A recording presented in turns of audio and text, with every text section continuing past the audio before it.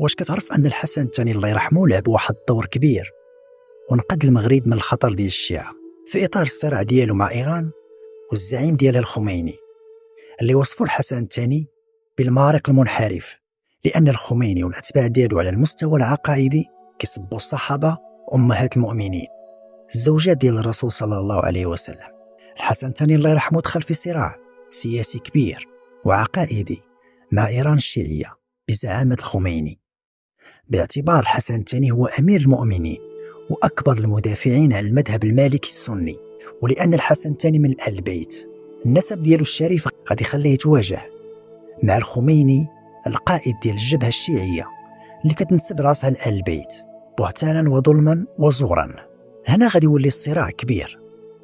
الخميني اللي كيمثل الجبهة الشيعية الرافضية اللي نهار كامل وهي خدامة كتسب غير في الصحابة وكتقول أن القرآن الكريم محرف، والهدف ديالها هو زعزعة الاستقرار في البلدان العربية وفي المغرب ودعم الحركات الشعبوية الانفصالية في كل بلاصة. والخميني قنع الأتباع ديالو أنه اللي ما كيآمنش بولاية الفقيه راه ماشي مسلم.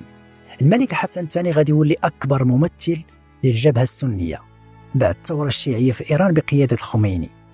الحسن الثاني غادي يربط الإرهاب بالثورة الإيرانية بشكل خاص.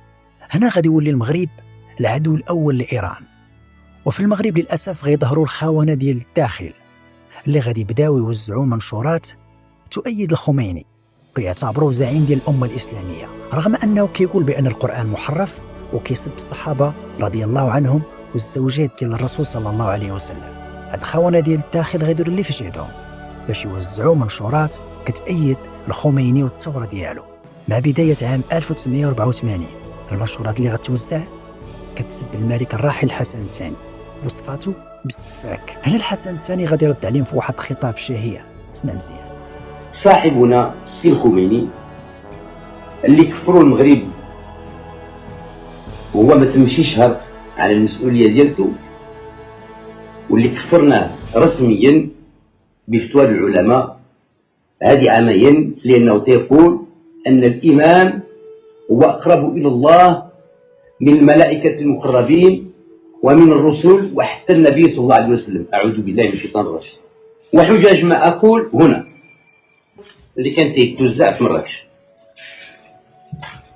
في يوم 6/1/84. قال لكم منه بعد الفقرات ديال الامام كذلك، وراه مقبوطين صحابه وحتى بعد وللاسف بعد المحامين صوار كيعملوا التدريب ثم تقبض. تيقول ليكن في علمنا أن وضعيتنا الراهنة المريرة ليست نتيجة لحرب الصحراء التي يشنها النظام الملكي المهزوم على الشعب الصحراوي البطل، والتي يذهب ضحيتها الآلاف من أبنائنا، وليست نتيجة للجفاف كما يدعي الحسن السفاك.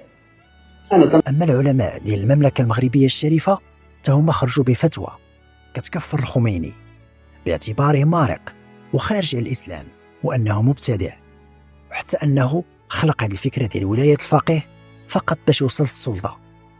مع الوقت غادي نكتشفوا بأن إيران فعلا كانت سبب في خراب ودمار البلاد العربية بحال اليمن، لبنان، سوريا والعراق وحتى فلسطين دابا. وأي دولة كتدخل ليها إيران بالفكر الرافضي الشيعي ديالها وكتنشر فيها العقيدة الفاسدة ديالها على المستوى السياسي والعقائدي كتكون نتيجة الخراب والدمار للأمة العربية الإسلامية. في التاريخ ديال الشيعة الروافد من نهار بانوا هما دائما في صف أعداء الأمة العربية الإسلامية. هذه العقيدة الشيعية الفاسدة وهذه السياسة التخريبية اللي قائمة على سب الصحابة وكره العرب والمسلمين السنة، هادشي هو اللي حضرنا منه الراحل الحسن الثاني رحمه الله. تخيل أن هذه العقيدة ديال هذا المساخيط مثلا كيقولوا إلى سبيتي الصحابي الجليل عمر بن الخطاب رضي الله عنه وأبو بكر الصديق رضي الله عنه وعثمان رضي الله عنه ومعاوية عندك أجر كبير عند الله. أما إلى سبيتي أم المؤمنين عائشة رضي الله عنها عندك أجر مضاعف. ونزيدك هذه المعلومة من العقيدة ديال هاد المساخيط أن أغلب العلماء ديالهم وأغلب الشيعة ما كيحفظوش القرآن لأنه كيعتبروه محرف. كيقولوا بأن علي ابن أبي طالب رضي الله عنه أفضل من الرسول صلى الله عليه وسلم. هاد القوم ديال مساخيط الوالدين وهذا الفكر ديال الشيعة ظهر وتبلور بعد الفتنة الكبرى بقيادة بن سبأ. هاد بن سبأ هو اللي أسس المذهب الرافضي وكان له دور كبير في مقتل الخليفة عثمان بن عفان رضي الله عنه، وحتى الأنصار ديالو غادي يقتلوا من بعد الإمام علي رضي الله عنه. كتقول بعض المصادر أن بن سبأ والأنصار ديالو مشاو بعيد وخرجوا من الملة وقالوا بأن الصحابي الجليل علي بن أبي طالب رضي الله عنه هو وصي الله، ومنهم من اجتهد بزاف وقال لي بأنه هو الإله. من بعد غيبداو هاد الروافد غيبداو بالانتشار ونشروا المذهب ديالهم وعطاونا مجموعة ديال النماذج ديال الجماعات المارقة والمنحرفة والمخربة بحال جماعة الحشاشين، ومن بعد الدولة الفاطمية والخوارج الإباضية، وزيد عليها إيران الصفوية اللي من هذاك الزمان حتى العهد الخميني والخامنائي دابا. إيران عندها هدف واحد هو القضاء على الإسلام السني ونشر إسلام معرفش كيفاش هذا الإسلام لا يؤمن بالقرآن الكريم وكيسب الصحابة. واش بان لكم هذا إسلام؟ كيفاش غادي يكون إسلام هما ما كيامنوش بالقرآن وكيقولوا بأنه محرف؟ كيفاش غيعترفوا بأنه إسلام هما عندهم واحد الصلاة غريبة جدا؟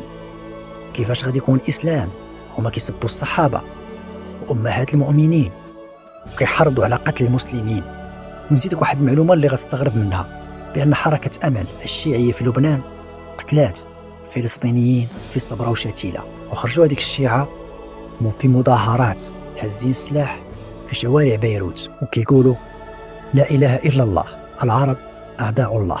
فكان طبيعي أن الحسن الثاني الله يرحمه يتصدى لهذا المد الشيعي ويدخل في الصراع مع الزعيم الأكبر ديالهم الخميني، كبيرهم الذي علمهم السحر وعلمهم النفاق وعلمهم المكر والخداع ووضع عليهم الخطط والبلانات الكبيرة باش يدمروا الأمة العربية الإسلامية السنية. وهادشي كامل اللي كنعاود لك دابا هو غير شوية باش تفهم وتعرف شنو كيوقع في العالم اليوم. والله يحفظ المملكة المغربية. تلاقاو في فيديو جاي.